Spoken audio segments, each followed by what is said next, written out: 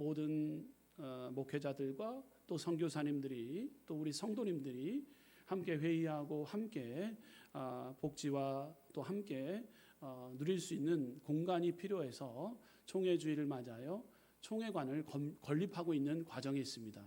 이 총회관의 건립 과정 중에 우리가 총회 발전을 위해서 함께 기도하며 나아갑시다라는 전체 우리 교단 각 교회마다 공문이 날라오게 되었습니다. 그렇기 때문에 오늘 총회주의를 통해서 종교개혁주의를 통해서 우리 순복음 교회 교단에서 총회주의를 맞이하여 우리 함께 기도하며 나아갈 때, 예배 우리 말씀을 보고 함께 기도하며 나아갈 때 총회 건물이 잘 지어져서 더욱더 우리 순복음 교단이 전 세계에 파송되어지는 선교사님들과 함께 건물을 통해서 주님 앞에 영광 돌리는 복된 총회회관 발전될 수 있도록 우리 함께 기도하는 복된 시간 되길 원합니다.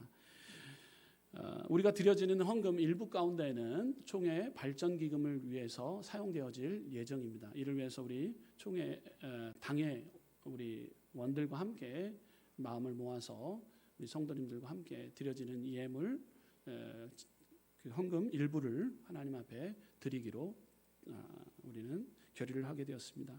그러므로 여러분들 총회주의를 통해서 총회 건물 놓고 기도하고 더욱더 발전하는 우리 순복음 교단, 더욱더 하나님 앞에 가까이 영광 돌리는 교단 되어지기를 위해서 함께 기도해 주시기 바랍니다. 이처럼 종교개혁의 핵심은 화려한 제도나 인간의 전통에 있지 않습니다. 오직 하나님께로, 오직 말씀으로, 오직 은혜와 믿음으로 돌아가자. 오직 말씀, 오직 은혜, 오직 은혜로 믿음으로 돌아가자라고 캐치프레이를 외치기 시작했습니다. 마틴 루터가 핍박 가운데서도 오직 말씀, 오직 은혜, 오직 믿음으로 돌아가자. 종교개혁 주일은 단순히 500여 년 전에 사건을 기념하는 날이 아니라 오늘 우리는 우리 자신과 교회가 여전히 개혁되어져야 함을 일깨워주는 날이라고 할 수 있습니다. 교회의 주인은 사람이 아니라 하나님이심을 고백하고 우리가 받은 은혜를 잊지 않고 기억하는 날입니다. 이것은 곧 오늘 본문 신명기 8장 오늘 본문 10절에서 18절 내용과 일맥상통합니다. 곧 하나님을 기억하자. 하나님의 말씀대로 하나님의 오직 말씀, 오직 은혜, 오직 믿음으로 하나님을 기억하자라는 이 제목을 갖게 되었습니다. 신명기는 모세가 가나안 땅에 눈앞에 두고 이스라엘 백성에게 남긴 세 번째 설교 내용인 것입니다. 광야 40년을 지나 이제 약속의 땅을 앞둔 이스라엘에게 모세는 한 가지를 강하게 당부합니다. 바로 하나님을 잊지 말고 하나님을 기억하라. 우리 한번 선포하겠습니다. 하나님을 기억하라. 하나님을 잊지 말라. 아멘. 이 말씀을 가지고 함께 은혜를 나누고자 합니다. 이스라엘은 풍요로운 가나안 땅에 들어가게 되면 광야에서의 부족함과 훈련을 잊을 위험이 있었기 때문인 것입니다. 배부르고 넉넉할 때 하나님을 잊는다면 그것이 가장 큰 위기라는 것. 이 위기의 상황을 누구보다도 잘 알고 있는 모세가 이스라엘 백성들에게 하나님을 잊지 말고 하나님을 기억하라라고 설교한 내용인 것입니다. 오늘 우리도 풍요로움 속에서 하나님을 잊고 살고 있지는 않은가? 그분의 공급처를 우리는 잊고 살고 있지는 않은가? 우리는 다시 한번 하나님께로 돌아가서 하나님을 기억하고 하나님께서 부어주실 은혜 가운데 기대와 소망을 품고 나아가는 저와 여러분들 되시기를 주님의 이름으로 축원드립니다. 그러므로 우리는 첫째, 광야에서의 공급을 기억해야 됩니다. 우리 선포합시다. 광야에서의 공급을 기억하라. 예, 사랑하는 성도 여러분, 성경에서 말하는 광야는 단순한 지리적 장소가 아닙니다. 그것은 신앙의 본질을 배우는 자리이자 하나님의 은혜를 경험하는 특별한 장소였습니다. 이 성경에서 말하는 광야는 어떤 곳일까요? 시험과 훈련의 장소였습니다. 이스라엘 백성은 출애굽 후 무려 40년 동안 광야의 삶을 살게 되었습니다. 그것은 풍족함이 아니라 결핍과 시련, 훈련의 과정이었다라는 사실입니다. 신명기 8장 2절 말씀 함께 읽어보도록 합니다. 시작. 내 하나님 여호와께서 이 40년 동안에 내게 광야 길을 걷게 하신 것을 기억하라. 이는 너를 낮추시며 너를 시험하사 내 마음이 어떠한지 그 명령을 지키는지 지키지 않는지 알려 하심이라. 아멘. 즉 광야는 하나님의 명령을 지키는지 끝까지 순종하는지 드러내는 훈련의 시련의 장소였다라는 말씀인 것입니다. 자, 이처럼 시련과 훈련의 장소가 광야였습니다. 또 이스라엘 백성의 광야는 어떤 곳이었습니까? 여러분, 하나님의 공급과 동행을 경험하는 장소였습니다. 광야는 모든 것이 부족한 곳이었지만 하나님은 만나와 메추라기를 내려주시고 반석에서 물을 내어주셨습니다. 낮에는 구름기둥, 밤에는 불기둥으로 이끄시며 그들과 동행하셔 주셨습니다. 광야는 결핍의 자리였지만 동시에 하나님의 충만함이 임했던 그 은혜의 장소였음을 우리는 알게 됩니다. 하나님의 공급과 동행을 경험하는 장소가 광야였다라는 사실입니다. 또한 이스라엘 백성들, 광야는 어떤 장소였습니까? 시험과 훈련의 장소였고 또 공급과 동행의 장소였고 또 광야는 하나님의 백성으로 정체성을 확인하는 장소였습니다. 정체성, 나는 누구인가, 나는 어떤 자인가 라는 것을 깨닫는 것이 있다면 바로 광야였습니다. 이스라엘 백성들, 하나님의 도움이 없으시면 전혀 살아갈 수 없는 하나님의 자녀로서 우리는 정체성을 깨닫는 시간, 이 광야였다라는 거예요. 이스라엘은 애굽에서 노예로 살았지만 광야를 거치면서 하나님의 백성으로 새롭게 세워졌다라는 사실입니다. 시내산에서 율법과 언약을 받으며 믿음의 공동체로 다시 태어났다라는 사실입니다. 광야는 하나님의 백성의 정체성을 확인하는 자리였다라는 사실이에요. 그렇다면 오늘날 현대를 살아가고 있는 우리에게 광야는 어떤 곳인가요? 이스라엘 백성들을 시험의 장소요, 공급과 동행의 장소요, 또 하나님의 은혜를 깨닫는 정체성의 장소였습니다. 그렇다면 우리가 살고 있는 지금 현장, 이 광야와 같은 삶, 우리가 살아가고 있는 광야 어떤 곳일까요? 여러분, 어떤 곳일까요? 여러분, 광야, 불확실성과 불안함의 삶의 현장입니다. 얼마나 불안하고 얼마나 불확실합니까? 여러분, 이 삶의 현장 광야입니다. 오늘날 우리는 경제적 위기와 또한 기후변화, 전쟁, 팬데믹 등 예측할 수 없는 상황 속에 살아가고 있습니다. 이스라엘이 어디로 가야 할지 몰라 방황했던 것처럼 오늘 우리도 앞날의 이 불확실성 속에서 두려움과 염려를 경험하고 있는 광야의 삶을 우리가 현대에서 살아가고 있다는 사실입니다. 오늘날 광야 또한 어떤 곳이었나요? 우리가 지금 살고 있는 광야 어떤 곳인가요? 공허와 갈급함의 삶의 현장이 바로 우리가 살고 있는 광야입니다. 공허함과 갈급함이 있는 곳이 우리가 살고 있는 현장인 거예요. 사람들은 물질과 성공을 쫓지만 마음의 갈증은 채워지지 않는 곳, 우리가 살고 있는 현장이라는 거예요. 영적으로 목마른 시대 속에서 의미와 방향을 찾지 못해 많은 자들이 방황하고 있습니다. 이것이 바로 현대의 영적 광야라는 것이죠. 이 광야, 또 우리가 살고 있는 광야 어떤 곳일까요? 고독과 단절의 삶의 현장입니다. 기술은 발달했지만 사람들의 마음은 더 멀어지고 공동체는 약화되었습니다. 마음의 외로움과 고립감은 광야의 고독과 다르지 않습니다. 자, 그러나 성경에서 말하고 있는 광야가 단순히 고통의 장소가 아니었던 것처럼 오늘 우리가 살고 있는 이 광야와 같은 삶 역시 하나님은 깊이 우리 삶 가운데서 관여해 주신다라는 사실을 여러분 믿으시기를 주님의 이름으로 축원드립니다. 불확실성한 이 결핍 또 이 상황, 이 결핍과 고독과 혼란 속에서 하나님만이 우리의 참된 공급자이심을 배울 수 있는 이 삶의 자리라는 거예요. 그러므로 광야는 절망의 끝이 아니라 새로운 믿음과 순종을 배우는 영적 전환의 기회의 축복의 장소가 되어지는 것입니다.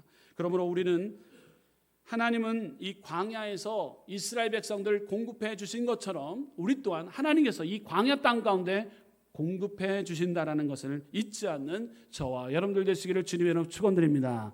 신명기 8장 10절 말씀 우리 보시겠습니다. 함께 읽어보겠습니다. 시작. 내가 먹어서 배부르고 내 하나님 여호와께서 옥토를 내게 주셨으므로 말미암아 그를 찬송하리로다. 아멘. 이스라엘 백성들에게 광야 땅 가운데 입히시고 먹여셨던, 공급해 주셨던 하나님을 찬양하라 말씀하고 있습니다. 이처럼 우리 삶 가운데서도 여러분들 다시 한번 하나님을 기억하기 위해 하나님께서 먹혀주시고 입혀주시고 모든 것 관여해 주시는 우리 하나님 아버지를 우리는 찬양해야 됩니다. 하나님은 그들을 이스라엘 백성들 굶기지 않으셨다는 사실입니다. 그들의 신발이 닳아 없어지지 않게 하셨고 낮에는 구름 기둥으로 밤에는 불 기둥으로 보호해 주셨다는 사실입니다. 이 모든 것은 이스라엘 스스로의 힘이 아니라 전적인 하나님의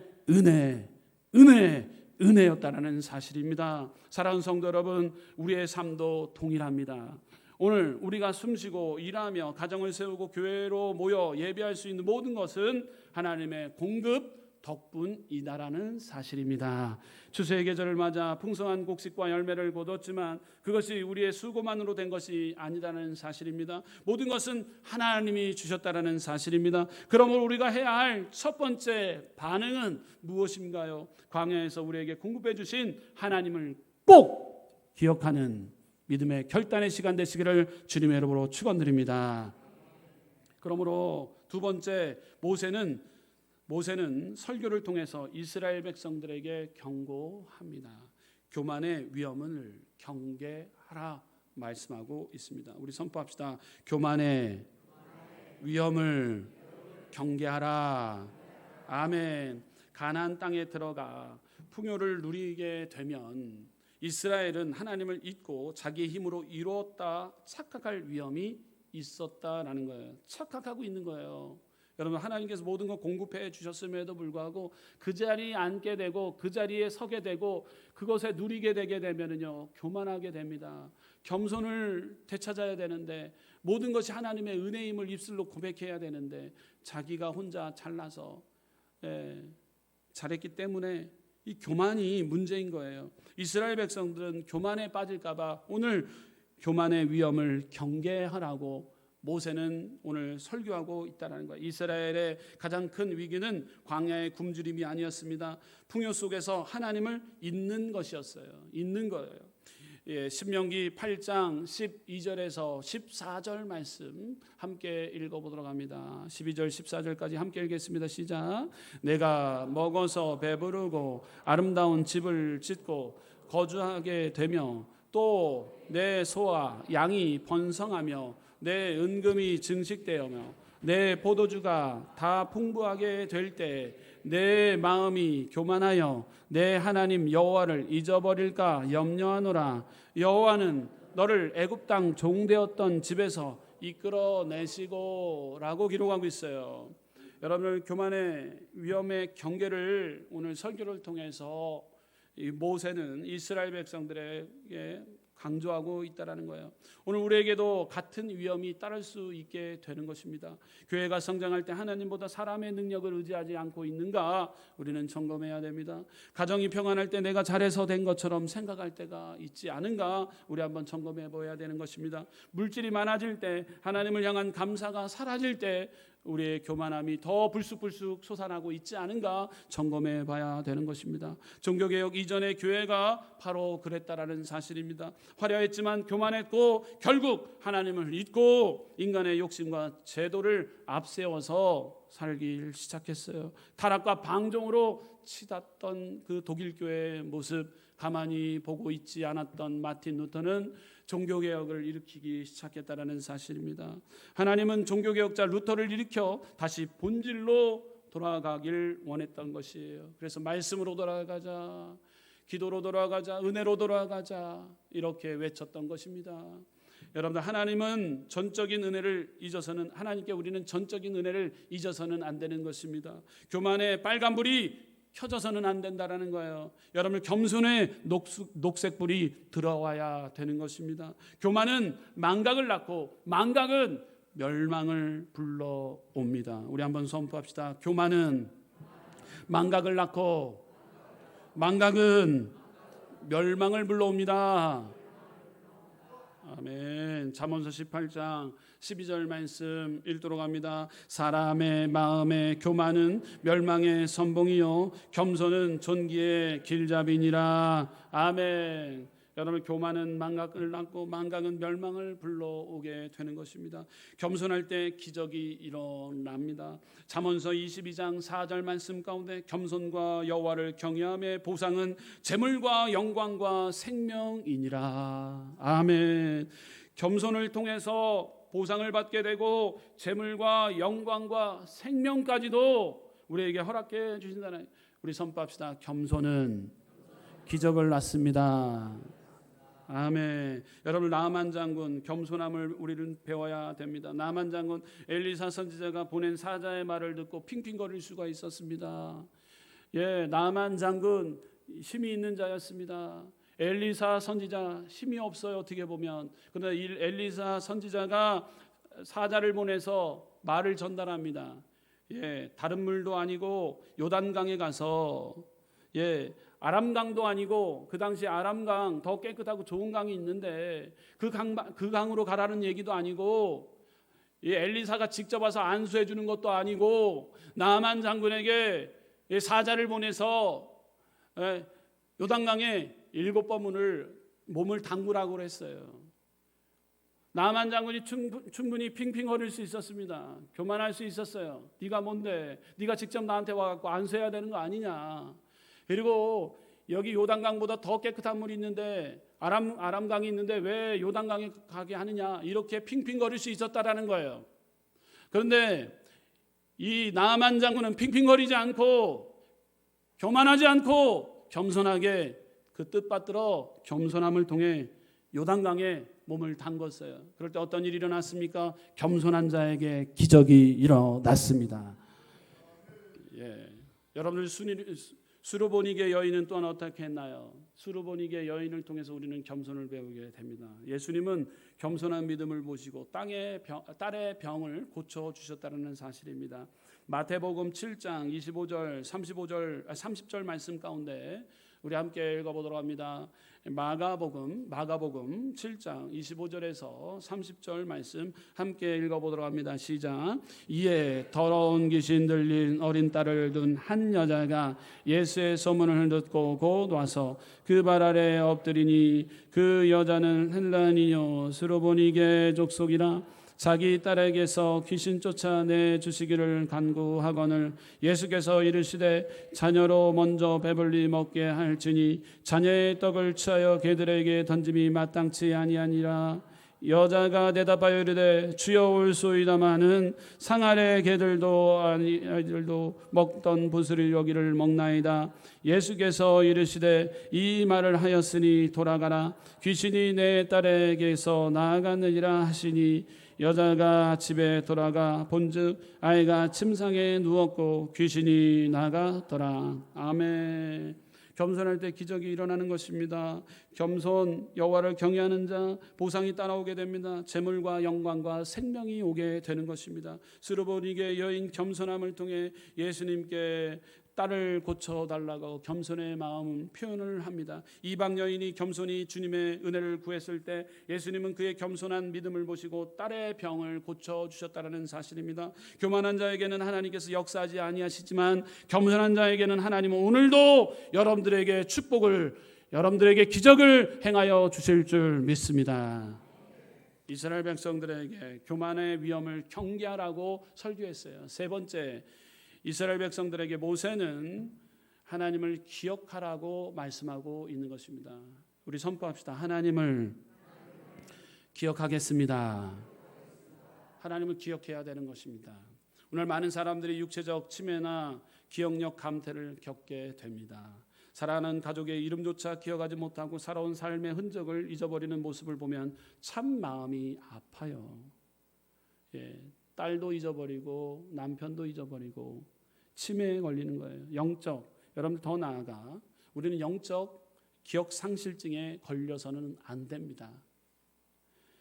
이스라엘 백성은 하나님의 기적을 눈앞에 보았음에도 불구하고 곧 잊어버렸다라는 사실입니다. 홍해를 건넌 지 며칠 되지 않아 불평했고 만나 메추라기를 먹으면서도 만족하지 못했다라는 사실이, 뒤돌아서면 깜박깜박한다. 여러분 깜박깜박 해야 될 것이 있고 하지 말아야 될 것이 있습니다. 여러분 우리는 깜빡깜빡해서는 안 됩니다. 하나님을 놓쳐서는 안 된다는 거예요. 하나님의 그 은혜, 여러분들 가운데 부어주신 그 은혜를 우리는 꼭 기억해야 되는 것입니다. 저는 아날로그 세대에서 디지털 세계로 바뀌어지는 그 시대를 살았습니다. 지금 여러분들 아날로그 세대에서 여러분 디지털 세계로 바뀌었지 않습니까? 아날로그 세대는 언제였습니까? 우리가 필름을 뽑아서 필름을 감고 필름을 뽑아서 현상소에 맡기면 그 필름을 얻게 되었어요. 근데 제가 결혼하고 나서 좋은 카메라가 나왔는데 디지털 카메라가 있어요. 디지털 카메라. 한번 차각 찍으면은요, 바로 그 앞에 이 찍은 상이 보이는 거예요. 그러니까 보이면서 와 신기하다. 예, 무한정으로 찍어도 돼요. 무한정으로 찍어도 되는 거예요. 그 아이를 클 때 그 카메라 갖고 싶어서 얼마나 기도했는지 몰라요. 그리고 또 하나 더 붙였어요. 우리 성도님들 찍어주기 위해서 좋은 카메라가 필요합니다. 그렇기 때문에 니캉네캉 좋은 것 하나님께서 주실 줄 믿습니다 하고 기도했어요. 그때 하나님이 좋은 카메라를 주셨어요. 디지털 카메라였어요. 그래서 우리 딸 어렸을 때 성장 과정을 다 찍었어요. 다 찍었는데 우리 아들도 다 찍어줬는데 이 카메라에 메모리 칩이 문제가 생긴 거예요. 문제가 어떻게 생겼냐면 아예 복원할 수 없는 상태가 되어진 겁니다. 얼마나 참담했는지 몰라요. 그 카메라 메모리 카드를 들고 덜덜덜 떨렸어요. 왜냐하면 어렸을 때 좋은 추억들, 아버지 어머니와의 좋은 추억들을 그 시기 때 찍어놨던 것을 다 건질 수 없는 상태가 된 것인 거예요. 여러분을 다시 찾고 싶어도 찾아내지 못한다라는 판정을 얻게 되었습니다. 자, 저장한 기록 분명히 있었지만 문제가 생겨서 기억을 꺼내 볼 수가 없는 상태, 백지 상태가 되는 거예요. 사랑하는 성도 여러분, 우리의 영혼도 이와 같을 수 있다라는 거예요. 하나님께서 베풀어 주신 은혜와 사랑이 우리의 마음에 분명히 기록되어져 있는데 시간이 지나고 환경이 변하면서 그 은혜의 기억이 지워지고 더 이상 꺼내볼 수 없는 상태가 되지 않았는가라고 우리는 우리의 신앙 혹시 바로 영적 기억 상실증에 걸려 있지는 않고 있는가 이 시간 점검해 보자라는 거예요. 할렐루야. 우리가 잊고 있었다면 우리는 다시 한번 찾아내야 되는 거예요. 다시 기억해내야 되는 거예요. 하나님의 은혜, 전적인 은혜를 기억해야 되는 거예요. 이스라엘 백성들 만나와 메추라기를 허락해 주시고 때를 따라 길을 내게 해주시고 물을 주시고 하나님의 인도와 보호하심 가운데 구름기둥 불기둥으로 인도해 주셨는데 이것을 잊지 않았으면 좋겠다라고 모세는 하나님을 기억하기를 원한다라고 가르쳐주고 있다는 사실입니다. 여러분 혹여나 잊고 있지 않은가 우리는 점검해 보자라는 거예요. 신명기 8장 11절 말씀 함께 봉독하시겠습니다. 시작. 내가 오늘 내게 명하는 여호와의 명령과 법도와 규례를 지키지 아니하고 내 하나님 여호와를 잊어버리지 않도록 삼갈지어다. 아멘. 시편 103편 2절 내 영혼아 여호와를 송축하며 그의 모든 은택을 잊지 말지어다 라고 했어요. 은혜를 잊는 것 영적 기억 상실증에 걸려 있는 것입니다. 은혜를 잊으면 교만해지고 교만은 하나님을 떠나게 만들고 결국 멸망에 이르게 된다는 사실입니다. 이것이 바로 교만은 망각을 낳고 망각은 멸망을 불러오는 길인 것이죠. 여러분 이스라엘이 가나안에서 지켜야 할 가장 중요한 태도는 바로 기억력이었어요. 기억해야 되는 리멤버 기억이었다라는 거예요. 광야에서 베푸신 은혜를 기억하고 풍요 속에서도 하나님을 기억해야 한다라고 누차 강조하고 있는 모세의 설교를 오늘은 보게 되는 것입니다. 신명기 8장 17절에서 18절 말씀 그러나 내가 마음에 이르기를 내 능력과 내 손의 힘으로 내가 이 재물을 얻었다 말할 것이라.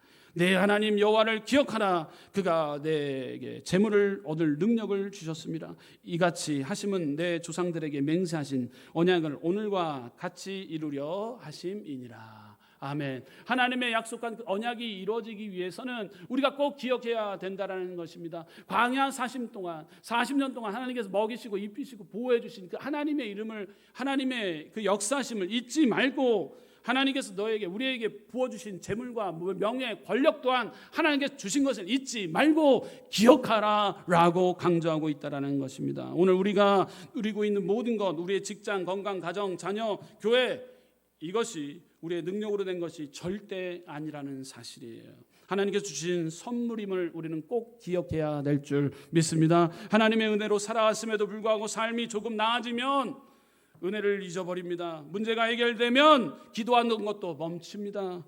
이것이 바로 영적 치매요, 영적 기억 상실증에 걸렸다라는 사실입니다. 그러면 우리는 예배로 기억하고, 말씀으로 기억하고, 감사로 기억해야 될 줄 믿습니다. 예배는 은혜의 기억을 되살리는 시간인 것입니다. 말씀은 우리의 마음에 은혜를 되새기는 시간, 도구인 것입니다. 감사는 하나님의 공급하심을 붙드는 훈련이다라는 사실입니다. 사랑하는 성도 여러분, 육체의 기억은 약해질 수 있습니다. 그러나 우리의 영혼은 하나님을 기억해야 되는 것입니다. 하나님께 베풀어 주신 그 구원, 은혜, 십자가, 부활의 능력을 기억하는 자에게 하나님은 새로운 힘을 허락해 주신다라는 사실입니다. 오늘 우리가 드린 이 예배가 영적 기억 상실증에서 회복하는 귀한 다짐의 시간 되시기를 주님의 이름으로 축원드립니다. 기도하시겠습니다.